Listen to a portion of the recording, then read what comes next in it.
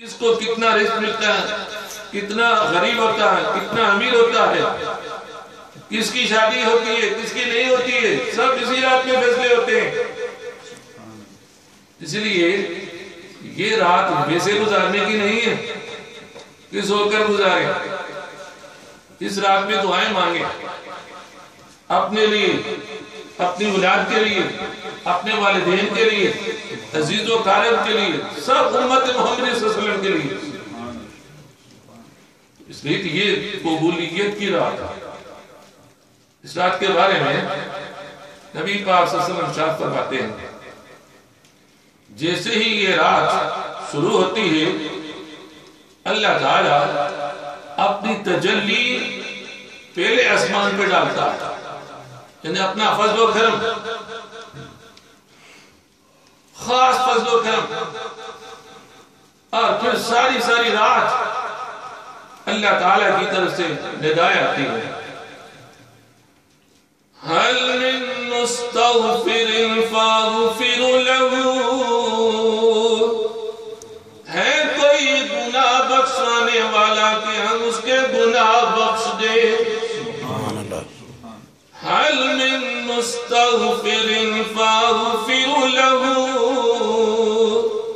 ہے کوئی بخشش چاہنے والا کہ ہم اس کی بخشش کر دیں، حل من مسترزق فارزقه، ہے کوئی رزق چاہنے والا کہ ہم اسے رزق عطا کر دیں، حتی یطلع الفجر، یہاں تک کہ صبح طلوع ہو جاتی۔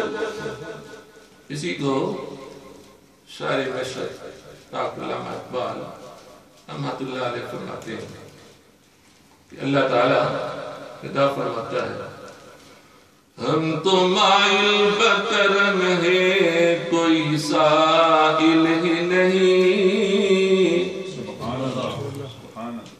ہم تو مائل بکرم ہے کوئی سائل ہی نہیں، راہ دکھلائیں کسے راہ رب منزل ہی نہیں، کہ کوئی ماننے والا ہے ہم تو دینے کے لیے تیار ہیں،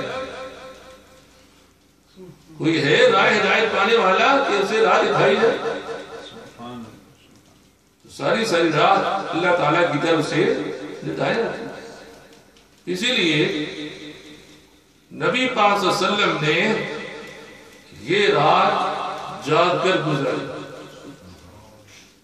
How to spend this night, our beloved Prophet صلی اللہ علیہ وسلم ساری رات جاگ کر، نبی پاک صلی اللہ علیہ وسلم اسی رات میں قبرستان میں بھی تشریف لے گئے۔ حضرت عائشہ صدیقہ رضی اللہ تعالی عنہ ام المومنین روایت فرماتی ہیں، نبی پاک صلی اللہ علیہ وسلم ایک دن رات کو میں نے دیکھا وہ میرے حجرے میں نہیں تھے، باری چونکہ ان کی تھی۔ آپ فرماتی ہیں میں اٹھی، ادھر ادھر نبی پاک صلی اللہ علیہ وسلم کو تلاش کیا مگر میں نے آپ کو نہ پایا۔ میں یہ سمجھی کہ شاید آپ صلی اللہ علیہ وسلم کسی دوسری بیوی کے ہاں تشریف لے گئے،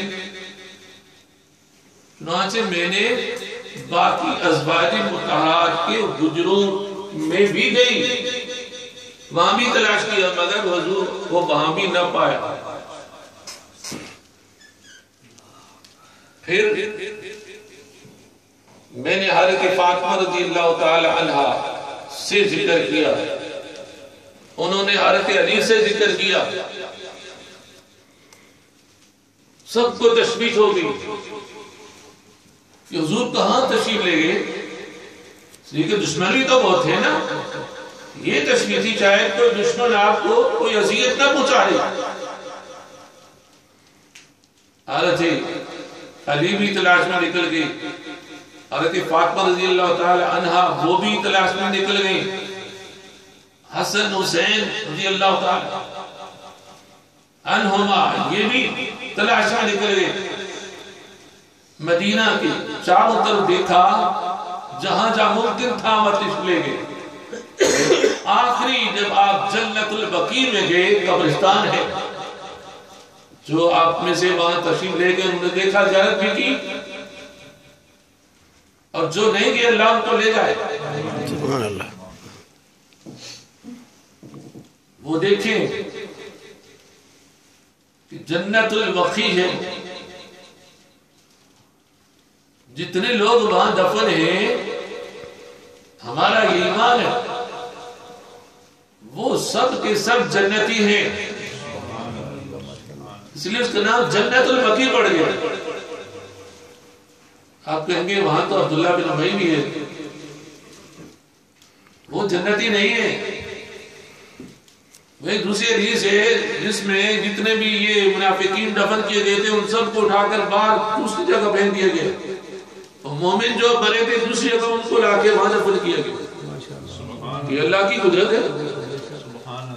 تو آپ صلی اللہ علیہ وسلم جنت البقیع میں ہیں۔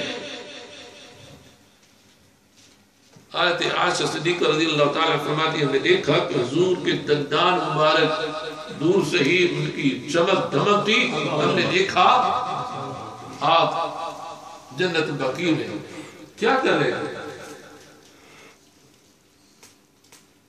آپ سجدے میں سر رکھ کر امت کی مغفرت کے لیے دعا فرما رہے تھے۔ سبحان اللہ۔ آئیں حضرت فاطمہ بھی آئی، عائشہ رضی اللہ تعالیٰ عنہا بھی آئی، آتے دیکھا حضور سجدے میں ہیں۔ حضرت فاطمہ عرض کرنے لگی، حضور ابا جان کیا کوئی بڑی مہم مد نظر ہے؟ کوئی بڑی جنگ مد نظر ہے؟ کسی دشمن کا خطرہ ہے کہ آپ اس طرح سجدے میں سر رکھ کر رو رہے ہیں؟ آپ سے فرمایا نہیں، کسی بڑی جنگ کا خطرہ نہیں ہے۔ پھر کیا وجہ ہے؟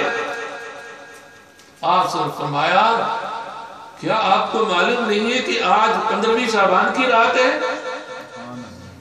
ایسی رات ہے جس میں فیصلے ہوتے ہیں، مرنے جینے کے، رزق کے، اعمال اٹھائے جاتے ہیں،